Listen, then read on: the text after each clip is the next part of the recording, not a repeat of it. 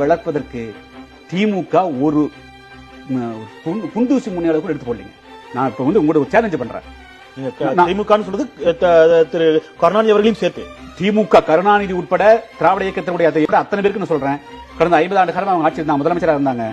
தமிழகத்தில் நான் வேணா நாளைக்கு டெஸ்ட் வைப்போம், இதே எங்க வைப்போம், பிஹெச்டி படிக்கக்கூடிய மாணவர்களுக்கு வைப்போம், என்ஜினியரிங் படிக்கக்கூடிய மருத்துவ பண்ணுவோம், 2 பக்கம் நாம டிக்டேட் பண்ணுவோம். பிழை இல்லாமல் ஒரு மாணவன் எழுதி விட்டால் 1 லட்சம் ரூபாய் கொடுத்துருவேன்.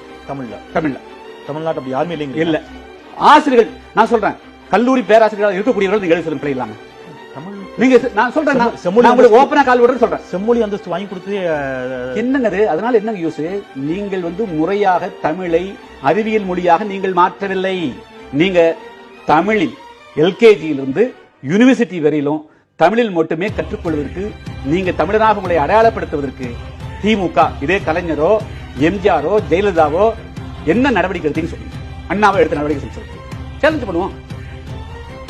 கணினியில இருந்து எல்லா இடங்களிலும் தமிழ் கொண்டு போய் சேர்க்க. தமிழ் டைப்பிங் தெரியாதுங்க, 1000 ரூபாய்க்கு தமிழ் டைப்பிங் தெரியாதுங்க.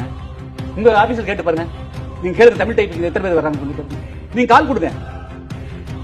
எல்லா இடங்களிலும் ஊடகங்களில் வேகமாக செய்திகளை தட்டச்சு செய்கிறார்கள், தமிழில் தான் செய்கிறார்கள். எத்தனை பேர் தெரியும்? 1000ல் 1 தான் கிடைக்கும். தமிழ் தட்டச்சு பயின்றவர்கள் என் விரல் விட்டு எண்ணக்கூடியவர்களாக தான் இருப்பாங்க. தமிழை நீங்க எல்லா விதத்திலும் பயன்படுத்த முடிய கொண்டு வர